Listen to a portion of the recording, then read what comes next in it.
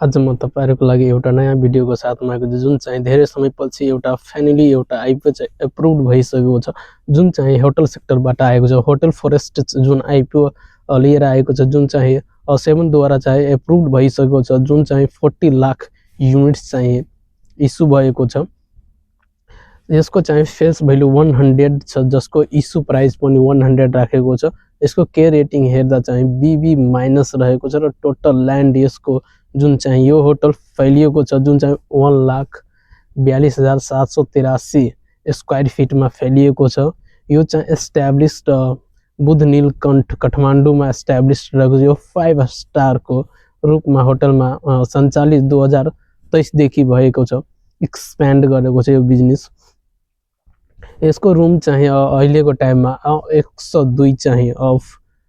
5 star होटलको रूपमा रहेको छ यो चाहिँ American best mind scale hotel chain को रूपमा एस्टाब्लिश्ड छ यो चाहिँ धेरै प्रॉफिटेबल कंपनी पनि रहेको छ र होटल तपाईहरुले हेरिरहेको छ अहिलेको टाइममा एक्सपेन्डेबल टाइममा छ जुन कि तपाईले धेरै होटल सिटी होटल एन्ड जो लिस्टिङ भइसकेको छ केही समय पछि नै पहिला आएको थियो 1-2 साल भइसकेको छ त्यसको होटलको